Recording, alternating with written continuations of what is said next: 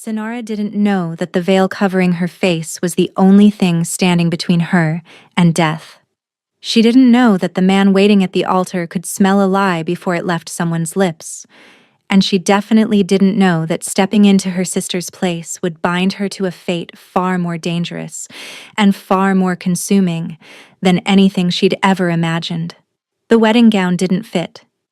It had been made for Lysara, who was taller, fuller, blessed with the kind of curves that made men write poetry and start wars. Sinara was slighter, sharper, built for work rather than worship.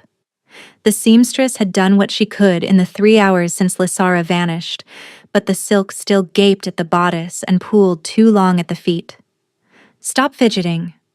Her father's voice was ice. Lord Caius of Greymore had never been a warm man, but tonight his coldness had edges sharp enough to cut. "You'll walk straight, you'll speak only when spoken to, and you will not, under any circumstances, remove that veil until you're in his chambers." Sinara's stomach turned. "Father, this is madness. He'll know I'm not her." He's never met her. The negotiations were conducted through envoys. All he knows is that he's receiving a bride from House Greymore as part of the treaty. Caius gripped her arm, fingers digging in hard enough to bruise. "Your sister has abandoned her duty. You will fulfill it in her place, or I will personally deliver you to the king as a traitor and watch you hang." The threat wasn't empty. Sinara had spent 22 years learning exactly what her father was capable of. "Lysara left a note," Sinara whispered. "She said she'd rather die than marry a monster. That's what they call him. The Wolf of Valdmir. They say he's killed more men than the plague. They say many things." Her father's expression didn't flicker. "What I know is that this marriage secures our borders, fills our coffers, and keeps our family in power for the next 3 generations. What I know is that your sister is weak, and you are not. So you will do what she could not." Sinara wanted to laugh. She wasn't strong. She was simply invisible. The second daughter, the plain one, the one who managed the household accounts and tended the herb gardens and stayed quiet in corners while Lysara dazzled.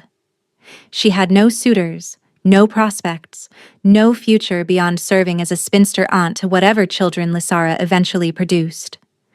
Except Lysara was gone, fled in the night with a stable hand she'd apparently been meeting for months. And now Sinara stood in a borrowed dress, about to marry the most feared Alpha King in the 5 kingdoms. The throne room of Valdmir was nothing like she expected. She'd imagined darkness, perhaps, stone walls dripping with torchlight and shadows. Instead, the space soared with vaulted ceilings and windows that caught the dying sunset, flooding everything in amber and gold. It was beautiful. The man at the altar was not. No, that wasn't right. He was beautiful, devastatingly so, but in the way a blade was beautiful. Dark hair fell past his shoulders, his jaw could have been carved from granite, and his eyes, even from across the room, seemed to burn through the delicate lace of her veil. Sinara's legs threatened to buckle. Her father's hand pressed against her lower back, propelling her forward. One step. Another. The assembled witnesses blurred into smears of color. The king didn't move as she approached, didn't smile. His stillness was absolute, predatory, the patience of something that had never needed to chase because everything eventually came to it. She reached the altar, stopped. For a long moment, nothing happened. Then the king inhaled slowly, deeply, and his brow furrowed with suspicion, his eyes narrowed. "Look at me," he commanded. Sinara's blood turned to ice. She couldn't. The moment he saw her face, it would all be over. But there was no refusing a direct order from the Alpha King. Her trembling fingers reached for the veil. "I said, look at me." His voice was low, but it carried the weight of absolute authority. "Leave the veil." Sinara's hand froze mid-motion. The king circled her slowly, the way a predator might circle wounded prey. She felt his gaze moving over her, the ill-fitting gown, the trembling shoulders, the fingers that couldn't quite stay still. "You're afraid," he observed. "Not a question. Any woman would be, Your Majesty." Her voice came out steadier than she expected. "Any woman." He stopped directly in front of her, close enough that she could feel the heat radiating from his body. "But not every woman's fear smells like guilt." Her heart slammed against her ribs. "I don't know what you mean." "Don't you?" He leaned closer, inhaling near the curve of her neck, and Sonara suppressed a shiver. "Your heartbeat says otherwise." The priest shifted nervously. "Your Majesty, if we could proceed with the ceremony." "We'll proceed when I say we proceed." The king didn't raise his voice, but the priest shrank back as if struck. Sonara's mind raced. She needed to survive this moment, survive the ceremony, and survive long enough to figure out an escape. Her father's threat echoed. "Watch you hang." "I'm merely anxious," she managed. "This is my wedding day. I've never—" She let the sentence trail off, hoping maidenly nerves would explain what terror could not.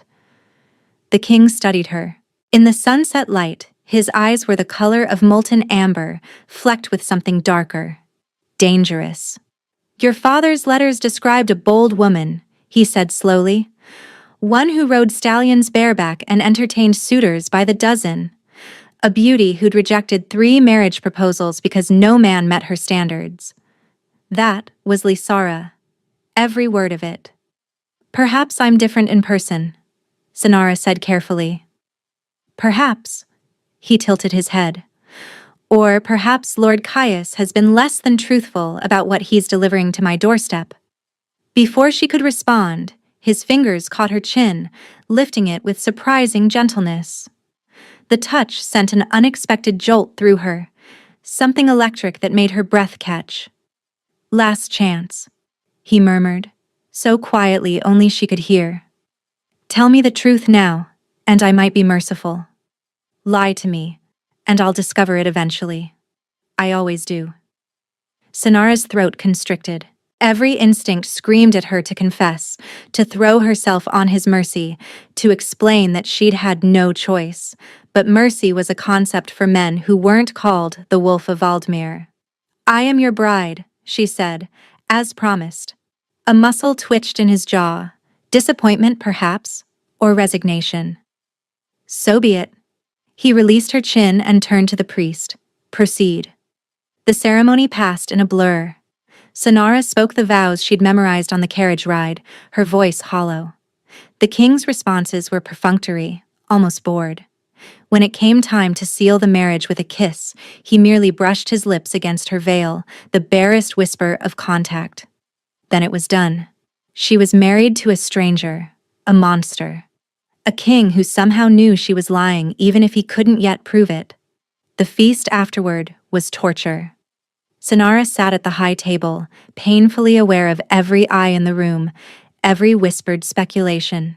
The nobles of Valdemir assessed her like merchants examining questionable goods. The king sat beside her, eating little, drinking less, his attention never quite leaving her. "You've barely touched your food," he observed. "I'm not hungry." "Eat anyway, you'll need your strength." The words could have been threat or promise. She couldn't tell which. Hours later, when the feast finally ended, a servant escorted her to the royal chambers. The room was vast, dominated by a bed that could have held 6 people comfortably. Candles flickered everywhere, casting dancing shadows. Sonara stood frozen in the center of the room, still in her wedding gown, still veiled. The door opened. The king entered. And for the first time, they were completely alone. He crossed the room slowly, stopping an arm's length away. Then, before she could react, his hand rose and pulled the veil from her face. His eyes widened. "You," he breathed, "are not Lysara of Greymoor." Sonara's world collapsed into the space between heartbeats. She waited for the rage, for the roar of fury, the summoning of guards, the pronouncement of her death sentence. She'd heard stories of the Alpha King's temper, swift, brutal, absolute. Instead, he simply stared at her. "No," she whispered. "I'm not." "Who are you?" Sinara, her sister. The words felt like shards of glass leaving her throat. Lysara fled on the eve of the wedding. My father forced me to take her place. I had no choice. Please, Your Majesty, Stop. He held up a hand and she fell silent instantly. Your father, Lord Caius. He orchestrated this deception? Yes. And you agreed? Sinara's laugh was brittle. Agreement implies I had options. My father made it clear. Substitute for Lysara or hang as a traitor. Not much of a choice. The king's jaw tightened. For a long moment, he said nothing, his gaze roaming her face as if cataloging every feature, comparing her to the sister he'd expected. You look nothing like her, he said finally. I'm aware. Sinara had spent a lifetime being aware of exactly how she paled beside Lysara's golden radiance. Where her sister was sunlight, Sinara was shadow, dark-haired, gray-eyed, and forgettable. We share a father, not a mother, different in every way that matters. And yet you stood at my altar, spoke vows, let me bind myself to a lie. The accusation stung more than it should have. Would you have preferred I let my father kill me? Sinara's fear was curdling into something sharper. Should I have thrown myself at your feet in front of 300 witnesses and announced the deception? That would have humiliated you publicly, broken the treaty, and started a war. At least this way. At least this way. What? His voice dropped, dangerous. You thought I wouldn't notice? That I'd consummate the marriage and discover my bride was the wrong woman in the morning light? Heat flooded her cheeks. I didn't think that far ahead. I was trying to survive the next 5 minutes. Recognition sparked behind his eyes, tinged with something almost like respect. Survival, he repeated quietly. Yes, I suppose I understand that motivation. He turned away, moving to the window that overlooked the moonlit mountains. The tension in his shoulders was visible even from across the room. I should annul this marriage immediately, he said. Expose your father's treachery. Demand compensation for the insult. Yes. Sinara's voice was barely audible. You should. If I do, you'll be executed. Greymoor's treaty with Valdemir will collapse. My enemies, and I have many, will see weakness. They'll strike before the month is out. He paused. Thousands will die. The weight of it pressed down on her. She'd understood the stakes intellectually, but hearing him lay them out so plainly made her knees weak. What happens now? She asked. The king turned back to face her. In the candlelight, the harsh planes of his face seemed almost vulnerable. I haven't decided yet. He crossed the room again, stopping close enough that she had to tilt her head back to meet his eyes. This time, when his fingers caught her chin, the touch was different. Firm, possessive, claiming. Sinara of Greymoor, he said slowly, as if testing the name. The invisible sister. The one nobody notices. You've heard of me? Surprise colored her voice. I make it my business to know everything about the families I deal with. His thumb traced her jawline with deliberate pressure. You manage your father's accounts. You've prevented him from bankrupting Greymoor at least twice with your careful management. You breed medicinal herbs that have saved lives during 3 separate plague outbreaks. Her breath caught. No one had ever bothered to learn those things about her. Not even her own family acknowledged her contributions. You're wasted in your father's house, the king continued. Invisible, as you said. But I see you. His grip on her chin tightened slightly, tilting her face up until she had nowhere to look but directly into his piercing amber stare. And, now that you're here, standing in my castle, bound by vows you can't take back. His voice dropped to something low and possessive. You're mine. The word sent a shiver down her spine. Not entirely from fear. What do you want from me? She whispered. A choice. He released her chin but didn't step back. I can expose the deception now and watch everything burn, or we can maintain this fiction. You remain my wife. Publicly, at least. You help me navigate the political storm that's coming. And in return, I protect you from your father, give you a position of actual power, and when the time is right, we annul quietly and you're free. And privately? Privately, we're strangers who happen to share a castle. His expression was unreadable. I won't touch you, won't demand anything you're not willing to give. This would be an alliance, not a true marriage. Sonara's mind spun. It was more than she'd dared hope for. A chance at survival, even a chance at freedom eventually. Why would you offer this? She studied his face for the trap. You could simply kill me and demand another bride from my father, one who's actually Lysera. Because your father would just find another way to deceive me. At least with you, I know exactly what I'm getting. His smile was thin, humorless. And because anyone brave enough to walk into the wolf's den deserves a fighting chance to walk out again. She should refuse, should demand to know the catch, the hidden cost, the inevitable betrayal. Instead, she heard herself say, "How long?" "1 year. Help me survive the challenges ahead, and I'll give you enough gold to disappear anywhere in the 5 kingdoms. New name, new life, no connection to Greymoor or Valdemir. 1 year as a false queen.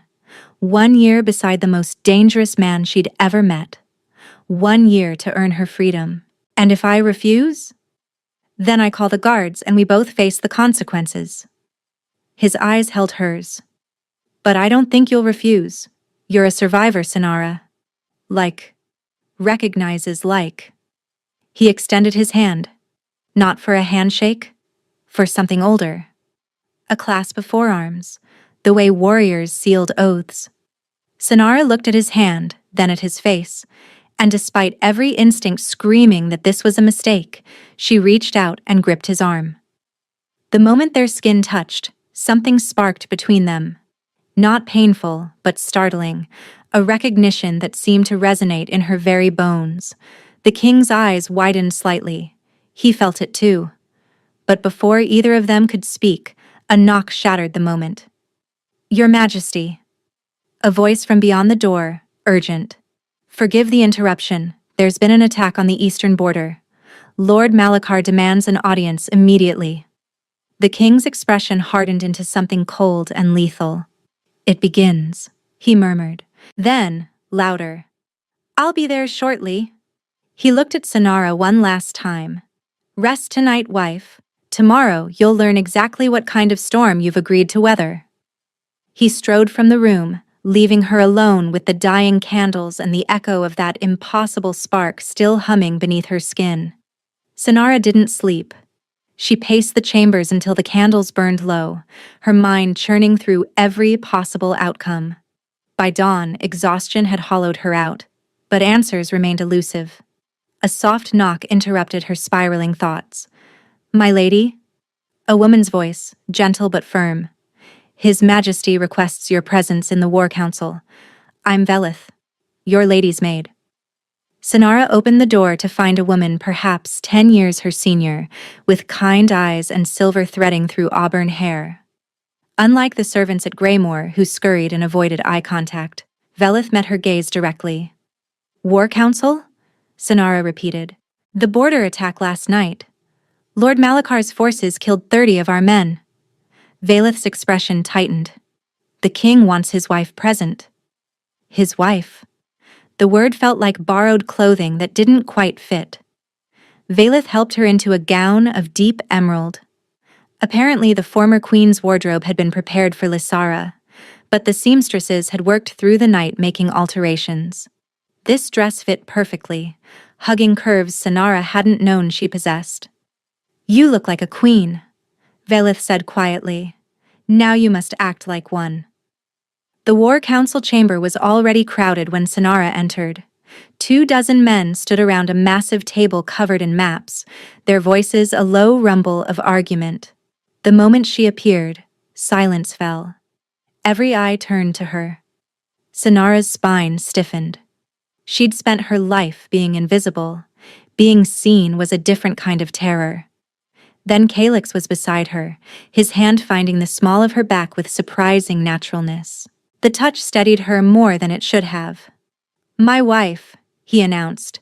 She'll be joining all council sessions moving forward. Murmurs rippled through the room. Not all of them sounded pleased. Your Majesty, an older man with a gray beard spoke up. With respect, matters of war are hardly appropriate for... For what, Lord Brennick? Calix's voice could have frozen fire. For the Queen of Valdmere? For the woman whose family's alliance secures our southern border while we deal with threats from the east? Lord Brennick's mouth snapped shut. Calix guided Sonara to a chair beside his own, then addressed the room. Report. A younger man, tall, dark-skinned, with a scar bisecting his left eyebrow, stepped forward. Lord Malakar's forces struck our garrison at Thornwatch. 30 dead, provisions burned, and they left a message carved into the commander's chest. Sonara's stomach turned. What message? Calix asked. The false king bleeds next. The room erupted. Voices clashed, accusations flew, and through it all, Calix remained utterly still. Sonara watched him absorb the chaos, his face revealing nothing. Finally, he raised a hand. Silence returned instantly. Malakar has contested my rule since I took the throne, Calix said. He believes his bloodline is superior, that I'm a usurper. This attack isn't random. It's a declaration. He looked around the table. What he doesn't know is that I've been expecting it. He gestured to the scarred man, who Sonara realized must be his commander. Gavrin, show them. Gavrin unrolled a second map, this one marked with symbols Sonara didn't recognize. We've had scouts tracking Malakar's movements for 6 months, Gavrin explained. He's been building alliances, stockpiling weapons, recruiting mercenaries. Our estimates suggest he'll have enough forces to march on Valdmere within 3 months. Dread pooled in Sonara's stomach. 3 months. Which is why the Greymore alliance was essential, Calix continued. His eyes found Sonara's. With your father's forces securing the south, I can redirect my armies east without leaving our flank exposed. Suddenly, she understood. This wasn't just a political marriage. It was military strategy. Without Greymore, Valdmere would be fighting on 2 fronts. A war they couldn't win. And she was the linchpin holding it all together. My father will honor the treaty, she said, surprised by the steadiness of her own voice. His ambition exceeds his honor, but not his cowardice. He fears Malakar's expansion more than he fears you. A few lords exchanged glances at her bluntness, but Calix smiled. A small, genuine thing that transformed his face. It seems my queen understands politics better than most of my council. The meeting continued for another hour. Sonara listened, absorbed, catalogued. By the end, she understood exactly how precarious Calix's position was. He was a young king surrounded by older lords who resented his power, facing an enemy who wanted his throne, and now saddled with a wife who was living proof that his allies would deceive him without hesitation.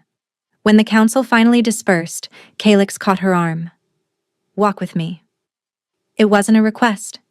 He led her through corridors she didn't recognize, up a spiraling staircase, until they emerged onto a balcony overlooking the mountains. The view stole her breath. Endless peaks capped with snow, the morning sun painting everything gold and rose. This is where I come to think, Calix said quietly. No one else knows about it. Why show me? He turned to face her, and the mask of the cold king had slipped. In its place stood someone younger, wearier, and almost vulnerable. Because I need you to understand what you've agreed to. He gripped the stone railing. Malakar isn't just my enemy. He's my uncle, my father's brother. He believes the throne should have passed to him, not to me. Sonara stared. Your own family? Family means nothing to men who want power. Bitterness edged his words. He killed my father, poisoned him slowly over months while pretending to be his closest advisor. By the time anyone realized, it was too late. The revelation hit her like a physical blow. I was 19 when I took the throne, Calix continued. 19, grieving, surrounded by men who saw a boy playing at being king. I've spent 6 years proving them wrong, building strength, forming alliances, preparing for the war I knew Malachar would eventually bring. He looked at her. And now you're part of that war, whether you wanted to be or not. I didn't choose this, Sinara whispered. Neither did I. His laugh was hollow. But here we are. She studied his profile, the tension in his jaw, the shadows beneath his eyes. This man carried a kingdom on his shoulders, and he was utterly alone. What do you need from me? She asked. Truly? Calyx was quiet for a long moment. I need someone I can trust. Someone who doesn't want my crown, my power, or my destruction. His amber gaze found hers, intense and searching. Can you be that person, Sinara? The question hung between them, weighted with everything unspoken. I don't know yet, she answered honestly, but I'm willing to try. His expression softened almost imperceptibly. That's more than most have offered. He reached out, tucking a strand of hair behind her ear. The gesture was unexpectedly tender, and Sinara felt that strange spark again, the one from last night, humming beneath her skin. Before she could examine it further, Calyx stepped back. Gavrin will brief you on Malachar's key allies. Study them. Learn their weaknesses. A ghost of a smile crossed his face. You noticed things in that council room that my lords missed. I'd like to know what else you see. He left her on the balcony, surrounded by mountains and sky, with the weight of a kingdom settling onto her shoulders alongside his trust. It felt terrifying. It also felt like the first real purpose she'd ever had. The next weeks fell into a rhythm. Mornings, Sinara attended council meetings, sitting silently at first but gradually offering observations that made the lords shift uncomfortably in their seats. She had a gift for patterns, for seeing connections others missed, a skill honed through years of managing Greymoor's chaotic finances. Afternoons, Gavrin educated her on Valdemir's enemies. The commander had been skeptical at first, clearly questioning why his king bothered with a substitute bride from a treacherous house. But Sinara won him over with questions that proved she'd actually studied the maps, actually remembered the names, actually cared about understanding the threats. You're not what I expected, Gavrin admitted one afternoon, rolling up a map of Malachar's territory. What did you expect? Another empty-headed noble playing at politics until she gets bored. He shrugged. Instead, I got someone who memorized our entire Eastern Defense Network in 3 days. I have a good memory. You have a strategist's mind. Gavrin studied her with newfound respect. The king chose well, even if he didn't know what he was choosing. Evenings were harder. Protocol demanded that she and Calyx dine together, maintain appearances, and present a united front. The castle watched their every interaction with hungry eyes, searching for cracks in the facade. So they performed. Calyx would touch her hand across the table, lean close to whisper something that made her smile, usually dry observations about whichever lord was currently making a fool of himself. Sinara learned to laugh at the right moments, to meet his eyes with warmth she was surprised to discover wasn't entirely feigned. You're getting better at this, he murmured one evening, his breath warm against her ear. At pretending to adore you? At pretending you don't. His smile held a hint of wickedness. The blush is a nice touch. She kicked him under the table. He laughed, genuine and startled, and several courtiers exchanged knowing looks. Knights, they retreated to separate chambers. True to his word, Calyx never pressed, never demanded. He'd transformed a sitting room into her private space, complete with books, a writing desk, and a window seat overlooking the gardens. For your plotting, he'd said when he showed her. Queens don't plot. The good ones do. She'd smiled despite herself, but not everyone welcomed her presence. Lady Corvina of House Ashford made her displeasure known through cutting remarks disguised as compliments and a constant presence at Calyx's side. She was everything Sinara wasn't, golden-haired, elegant, with connections to half the noble houses in Valdemar. It must be so difficult, Corvina purred during a garden gathering. Coming from such a modest background. Greymore is charming, of course, but hardly preparation for queenship. You're right, Sonara replied sweetly. At Greymore, we focused on useful skills, managing estates, preventing bankruptcy, that sort of thing. I imagine it's quite different here, where ladies have leisure for more decorative pursuits. Corvina's smile turned brittle. How refreshing. A queen who knows about ledgers. Someone has to. Sonara sipped her wine. I understand the previous administration left quite a mess. The king's late mother was more interested in parties than accounts, wasn't she? Such a shame. The barb landed. Corvina's mother had been the late queen's closest friend, both notorious for their extravagance, but the victory felt hollow when Sonara caught Velith's worried expression later. You've made an enemy there, my lady. She was already my enemy, now she's just certain of it. Lady Corvina is connected to Lord Malachar. Velith's voice dropped. Through her mother's line, there are whispers that she was meant to be Calix's queen before the Greymore alliance was proposed. A chill shot through Sonara. She wanted to marry him? She wanted to be queen. There's a difference. Velith hesitated. My lady, I shouldn't say this, but be careful. Corvina isn't just petty, she's dangerous. And she has allies in this castle who would love to see you fail. That night, Sonara couldn't sleep.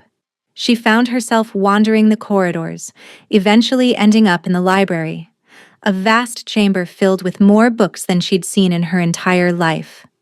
She was reaching for a history of Valdemir's succession wars when a voice made her jump.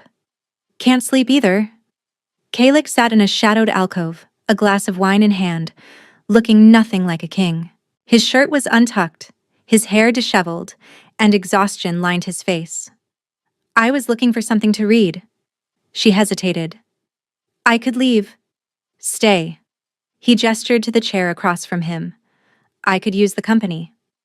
She settled into the seat, acutely aware of how different this was from their public performances. Here, there was no audience, just two people who couldn't sleep. What keeps you awake? She asked. Reports from the border. Malachar's movements. The usual nightmares. He took a long drink. You? Lady Corvina.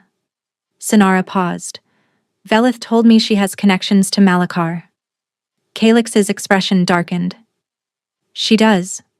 Her mother was his lover before she married Lord Ashford. There's speculation that Corvina might actually be Malachar's daughter. Sonara's eyes widened. And you let her stay at court? Keep your enemies close. He smiled grimly. Besides, I have no proof. Just suspicions. She hates me. She hates that you're in the position she wanted. Calix set down his glass. Corvina sees the throne as her birthright. Stolen first by my mother, then by this alliance. You're a symbol of everything she's lost. Then why not just... Sonara made a vague gesture. Eliminate her? Calix's laugh was humorless. Because she's too well connected. Moving against her without proof would turn half the court against me. He leaned forward. But if she makes a move first, if she exposes herself, then you could act. Then I could act. They sat in comfortable silence for a moment. Then Calix spoke again, softer this time. You've done well these past weeks. Better than anyone expected. Including you. Including me, he admitted. I thought you'd crumble. Most would have. Instead, you've memorized defense networks, won over my commander, and made Corvina look like a fool in public. She made herself look like a fool? I just helped. His laugh was genuine this time. See that. That's why you're dangerous. Dangerous? Sonara raised an eyebrow. You see clearly. You speak truth. And you don't cower. His eyes met hers, warm in the low light. In a court full of sycophants and schemers, that makes you the most dangerous person here. The compliment settled into her chest, glowing. I should go, she said, standing. Try to sleep. Calyx rose too, catching her hand before she could leave. Sinara. Her name in his mouth did strange things to her heartbeat. Whatever happens, whatever comes next, I'm glad you're the one who walked down that aisle. She didn't know what to say. So she squeezed his hand once, then fled to her chambers, her pulse racing. She was in trouble.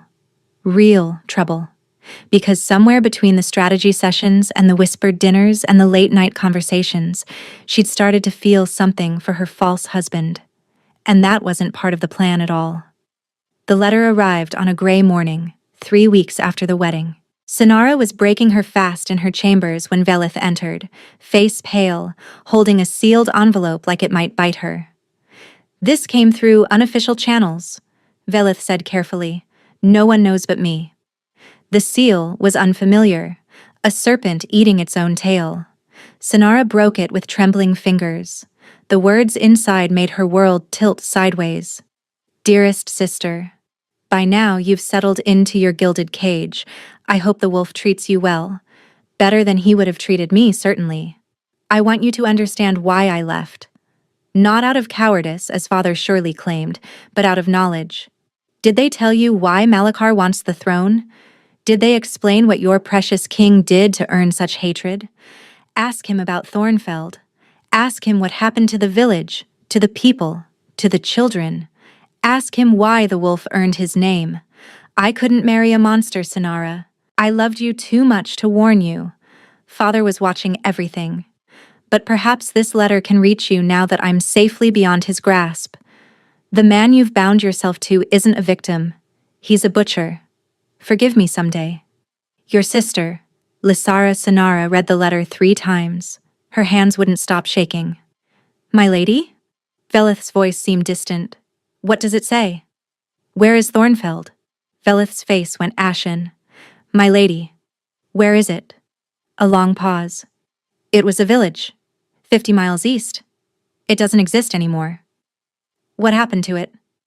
Velith looked like she wanted to be anywhere else. "That's a question for the king." Sinara found Calyx in the training yard, sparring with Gavrin.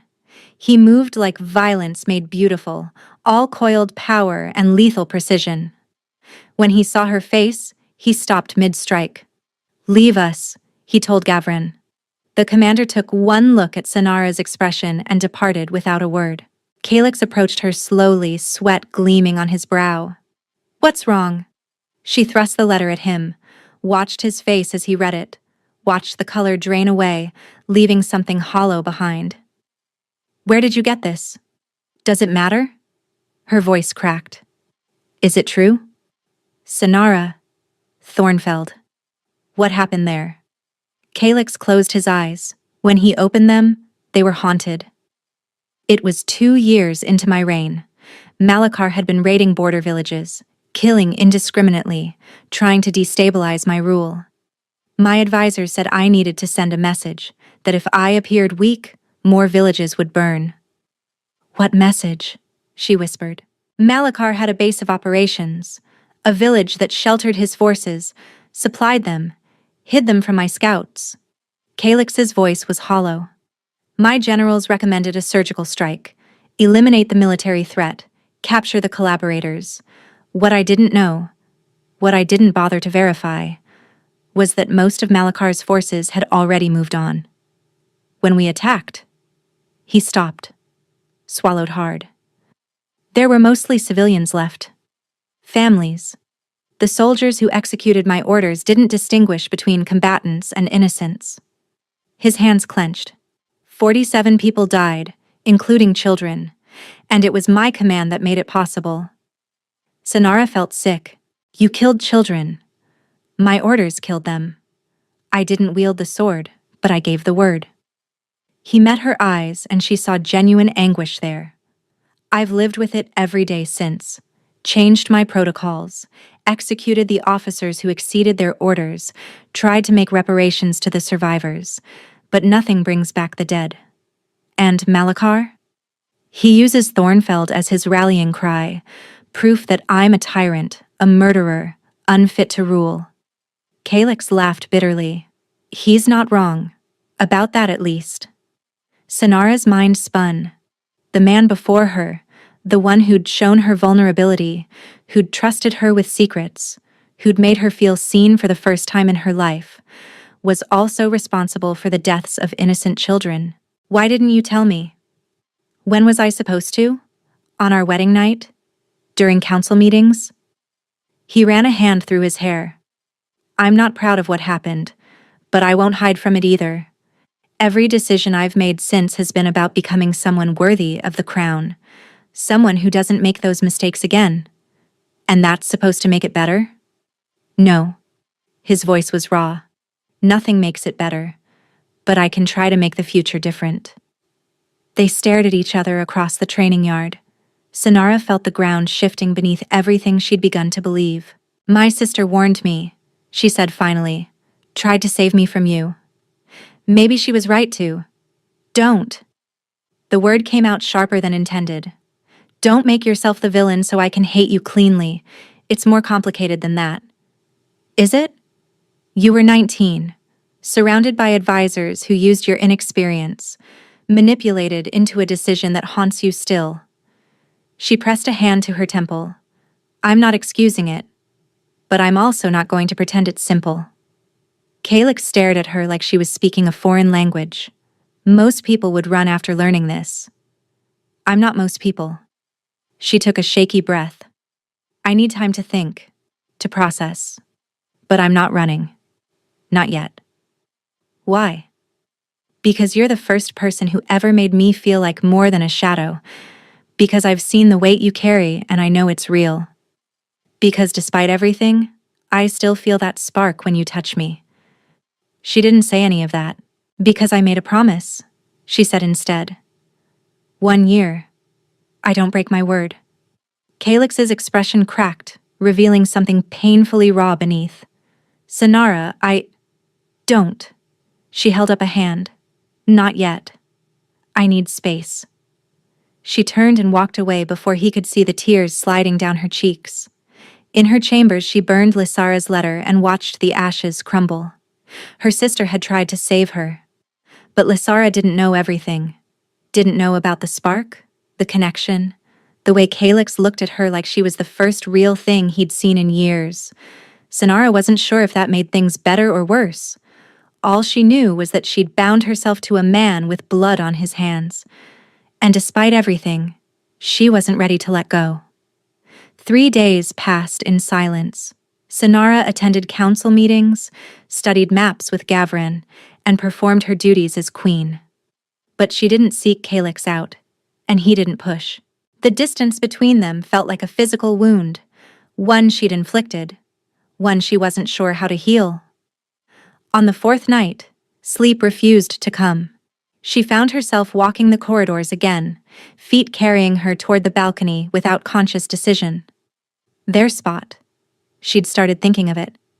The place where he'd first shown her something real. Calyx was already there. He stood with his back to her, shoulders rigid, silhouetted against a sky full of stars. He didn't turn when she approached, but she saw his hands tighten on the railing. I wondered if you'd come, he said quietly. I almost didn't. Silence stretched between them. Then Sonara moved to stand beside him, close enough to feel his warmth, but not quite touching. I've been thinking, she said, about Thornfeld, about you, about what it means to be responsible for something terrible. Calyx finally looked at her. The moonlight revealed exhaustion carved into every line of his face, and my father sold my sister to a stranger for political gain. When she fled, he forced me to take her place under threat of death. He's never killed anyone directly, but he's destroyed lives without hesitation. Sonara took a breath. I used to think evil was simple. Monsters did monstrous things. Good people didn't. And now? Now I think it's more complicated. People make terrible choices for complicated reasons. Some of them feel remorse. Some try to do better. She turned to face him fully. You're not the same man who gave that order 4 years ago. I've watched you lead. You agonize over every decision, every potential cost. You listen to voices others would silence. You're trying. Calix's expression cracked. Trying doesn't bring back the dead. No, but it might save the living. She reached out, her fingers finding his. I'm not saying I've forgiven what happened. I'm saying I understand that you haven't forgiven yourself either. And I'm saying... She hesitated. I'm saying I'd rather stand beside someone who carries his guilt like a weight than someone who feels nothing at all. His hand turned, fingers interlacing with hers. You should hate me. Probably. A ghost of a smile crossed her face. I've never been good at doing what I should. Calix's laugh was broken, almost a sob. Sinara, I don't deserve... Don't tell me what you deserve. Let me decide that for myself. She stepped closer, eliminating the distance between them. His free hand rose to cup her face, trembling slightly. I've wanted to touch you for weeks, he breathed. Every dinner, every performance, every moment we pretended. I wasn't pretending. Neither was I. The confession hung between them, electric and terrifying. If I kiss you now, Calix said, his voice rough, I won't be able to pretend it means nothing. Then don't pretend. He closed the distance. The kiss was everything and nothing like she'd imagined. Soft at first, questioning, giving her every chance to pull away. When she didn't, when she pressed closer and fisted her hands in his shirt, something broke loose in him. He kissed her like a man drowning, like she was air and salvation and home all at once. Her back met the stone railing. His hands framed her face, tilting her head to deepen the kiss. Every nerve ending sparked, that strange bond between them flaring bright and undeniable. When they finally broke apart, both gasping, Calix pressed his forehead to hers. You're mine, he whispered. But the words that had sounded like possession on their wedding night now sounded like a vow. Tell me you're mine. I'm yours. The truth of it resonated in her bones. I'm yours.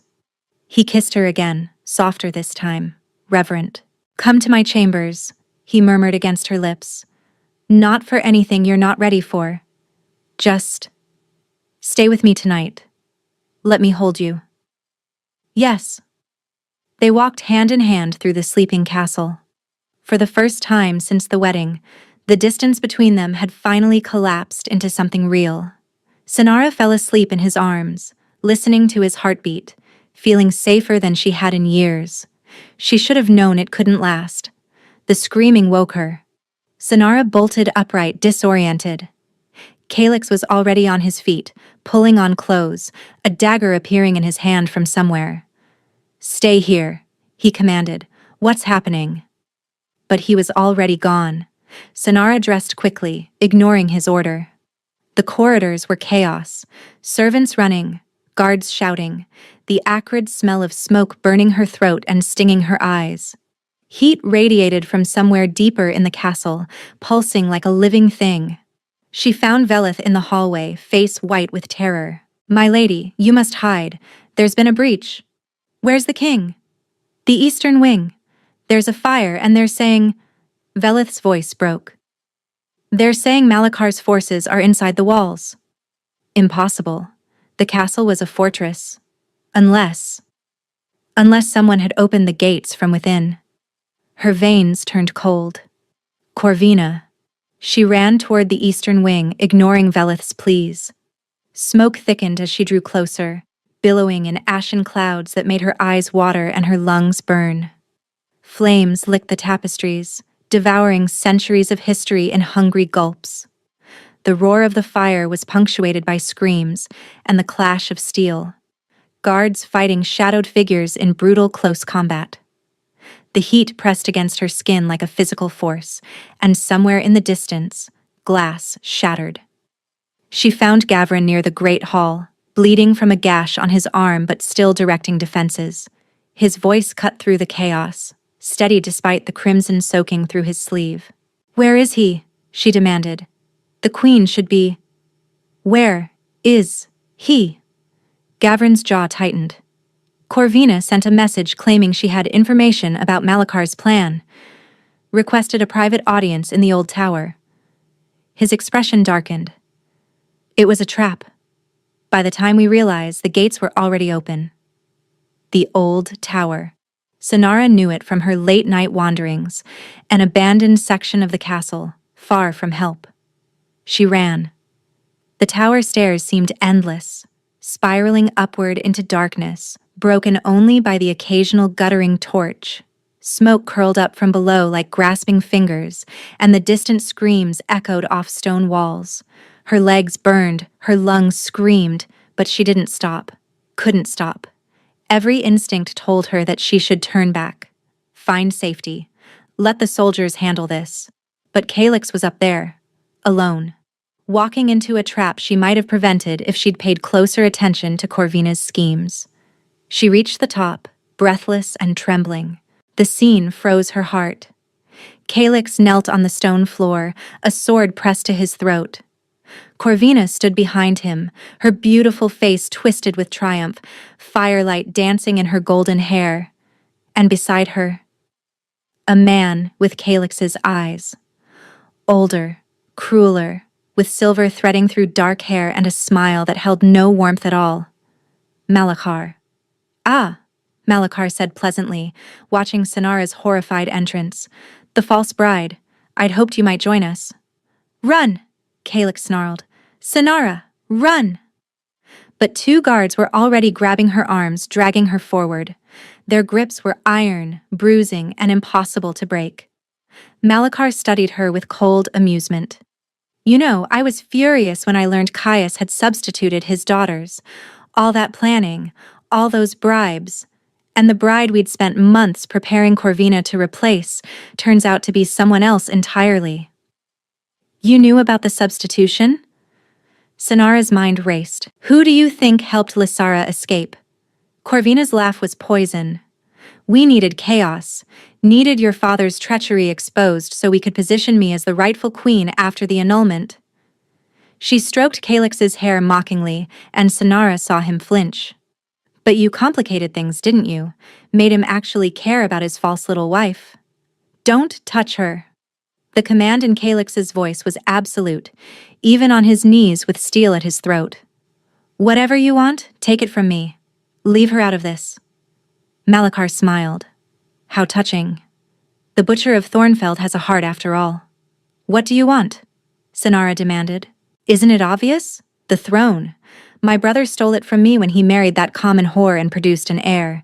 Now I'm simply correcting the mistake. Malakhar drew his own sword, the blade catching the torchlight. Kill the usurper, execute his foreign wife for her family's treachery, and let Corvina comfort the grieving kingdom as their new queen. The lords will never accept you, Calyx said. They'll accept whoever feeds them. And Corvina is quite persuasive when she wants to be. Sonara watched the blade rise, watched Malakhar's eyes gleam with anticipation. And something inside her snapped. Wait. The word left her mouth before she could stop it. Malakhar's blade paused mid-swing. The girl wants to negotiate? He sounded amused. Speak quickly. Sonara's mind raced. She had no weapons, no fighting skills, nothing but words and the desperate need to buy time. You're making a mistake, she said. Not about Calyx. About Corvina. Corvina stiffened. Ignore her. She's stalling. Am I? Sonara forced calm into her voice, channeling every lesson she'd learned about reading people, finding weaknesses, exploiting them. You said it yourself. You helped Lysara escape, which means you've been planning this for months. But there's something you didn't account for. And what's that? The documents I found in Corvina's chambers. Corvina paled. She's lying. There are no documents. No? Sonara met her eyes steadily. The letters to your mother's contacts in the Eastern Territories. The financial records showing payments from Malakhar's treasury. The draft of the speech you planned to give once Calyx was dead. The one where you eventually position yourself as sole ruler, without any need for a regent uncle. Malakhar's sword lowered slightly. His gaze swung to Corvina. What is she talking about? She's inventing stories, desperate lies. Then you won't mind if we search your chambers after this. Sonara kept her voice level. I'm sure we won't find anything. The silence stretched, thick with tension. Then Malachar laughed. A cold, ugly sound. You think I didn't know? He turned to Corvina, and his smile was terrifying. Of course the ambitious little wretch planned to betray me eventually, but she was useful. She got me inside these walls. Corvina's face went white. My lord, I never— The difference between you and me, child, is that I don't need accomplices. Malachar raised his sword again, but this time it was pointed at Corvina. Thank you for your service. Corvina screamed as the blade swung. In that moment of chaos, everything happened at once. Calyx wrenched free from his distracted captor, driving an elbow into the man's throat. Sonara twisted violently, biting the hand of the guard holding her, tasting blood. Somewhere below, she heard shouting, Gavrin's voice, calling for reinforcements. Malachar abandoned Corvina's body and lunged for Calyx. The two men clashed in a brutal dance of steel and fury, uncle and nephew fighting for the throne their family had torn apart. Sonara scrambled for Corvina's fallen knife. Her hands were shaking, but she'd never been more certain of anything in her life. The guards advanced on her. She backed against the wall, blade raised. Stay back! One of them laughed. What's the little queen going to do? Poke us? She didn't have to answer. An arrow sprouted from his chest, and he crumpled. Gavrin burst through the door, bow in hand, a dozen soldiers behind him. Secure the room, he bellowed. The king! But Sonara was already watching. Calyx and Malachar fought like wolves, all teeth and desperation. Calyx was younger, faster, but Malachar had decades of experience and no honor to slow him down. He fought dirty, aiming for eyes and throat and groin, a feint, a slash. Blood bloomed on Calyx's arm. You're weak, Malachar snarled, just like your father. Sentimental fools who couldn't do what was necessary. My father believed in mercy, Calyx panted. Something you'll never understand. Mercy? Malachar laughed. Mercy is what gets kings killed. He pressed his advantage, driving Calyx back toward the tower window. One more step, and he'd fall to the stones below. Sonara didn't think. She threw the knife. It wasn't a perfect throw, not even close, but it caught Malachar's shoulder, spinning him off balance just long enough for Calyx to recover. One strike, clean and certain. Malachar looked down at the blade in his chest with something like surprise. You— Blood bubbled at his lips. You let a woman save you. No. Calyx pulled the sword free, and his uncle crumpled. My queen saved us both. He crossed the room to Sonara on unsteady legs. Blood dripped from a dozen wounds, and exhaustion etched every line of his face. You threw a knife for me, he said, something like wonder in his voice. You were about to die. I improvised. It was the worst throw I've ever seen. It worked. He laughed, broken, exhausted, and alive, and pulled her into his arms. Sonara held him while the soldiers secured the tower and the fires below were finally extinguished. Held him while the reality settled in. Malachar was dead. Corvina was dead. The war they'd been preparing for was over before it truly began. And somewhere in the chaos, she'd stopped pretending. This wasn't an alliance anymore. It was love. 3 days later, the kingdom was still reeling. Malachar's forces had scattered after their leader's death, most surrendering rather than facing execution. The nobles who'd secretly supported him scrambled to swear renewed loyalty to Calyx, their faces pale with fear. Sonara watched it all from the council table, exhausted but present. When the last petitioner had been dismissed and the doors finally closed, Calyx turned to her. Walk with me. They went to the balcony, their balcony, where everything had changed. Your father has sent a message, Calyx said quietly. He's claiming credit for placing a suitable bride and requesting increased trade concessions as reward for Greymoor's loyalty. Sonara laughed bitterly. Of course he is. I also received word about Lysara. Calyx hesitated. She's in the coastal territories with her stable hand. They married last month. She wants nothing to do with Greymore or Valdmere. Something loosened in Sonara's chest. Her sister was safe. Free. Living the life she'd chosen. Good, she said softly. She deserves that. Calyx took her hands in his. The year we agreed on isn't finished. You could still leave, take the gold, start over somewhere your father can never find you. His voice was steady, but she felt his fingers tremble. I meant what I said about choice, Sonara. I won't trap you. She looked at him, this man who'd been painted as a monster but carried his guilt like a wound. This king who'd given her purpose, who'd seen her when she'd been invisible, who'd held her through nightmares and kissed her like she was precious. I don't want your gold, she said. His face fell. I understand. I'll arrange transport. I don't want to leave either. He stopped breathing. When I walked down that aisle, Sonara continued, I was terrified. I thought I was marrying a monster, trading one cage for another. Instead, I found... She searched for words. I found a partner. Someone who trusts me, respects me, makes me feel like I matter.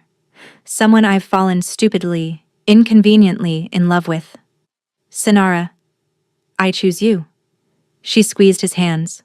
Not because I have to, not because of treaties or bargains or threats. Because when I imagine my future, you're in it. All of it. Calyx pulled her close, burying his face in her hair. I love you, he breathed. I've loved you since you told me you'd rather face a wolf than run from one. Since you memorized defense networks just to be useful. Since you threw the worst knife in history and saved my life anyway. She laughed through tears. It wasn't that bad. It was terrible. He kissed her forehead. But it was perfect. The bonding ceremony took place under a full moon, 1 month after Malakar's defeat. Sonara wore silver instead of white. A deliberate choice. A break from tradition. She wasn't the bride her father had sold or the shadow of her sister. She was something new. Something her own. The throne room overflowed with witnesses. Lords who'd doubted her, servants who'd befriended her, Gavrin standing at Calyx's side like a proud brother. Even Velith wept openly in the front row. Calyx waited at the altar, and when Sonara appeared, his expression made every hardship worth it. He looked at her like she'd hung the stars. The vows were traditional, but the words felt new on her tongue. I choose you as my partner, my equal, my home. I choose you, Calyx echoed, as my conscience, my courage, my queen. When he kissed her, the roar of approval shook the rafters. Later, much later, they stood on their balcony watching the celebration below. Tell me something, Calyx said, his arms wrapped around her from behind. Something I don't know. Sonara thought for a moment.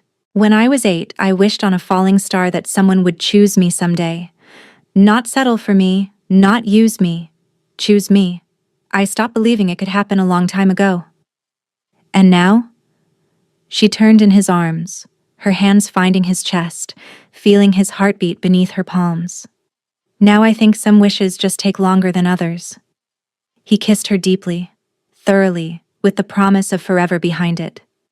You're mine, he murmured against her lips, no longer a claim of ownership, but a declaration of belonging, a promise freely given and joyfully received. Yours? She agreed. And you're mine. They held each other as the moon rose higher. Sonara thought about the woman she'd been. Invisible, trapped, certain she'd never escape her father's shadow. That woman had walked down an aisle expecting doom. Instead, she'd found a king who saw her worth. A kingdom that needed her strength. A love that felt like coming home. She'd stepped into her sister's place at the altar. But the life she'd built was entirely her own, and when Calyx tilted her chin and smiled down at her, the same gesture that had once felt like a threat, she smiled back. Free, chosen, and exactly where she belonged. Where are you listening from? Let's meet in the comments. I love hearing your thoughts. And if you'd like to support me, please subscribe. It's free, and it helps more people hear these stories.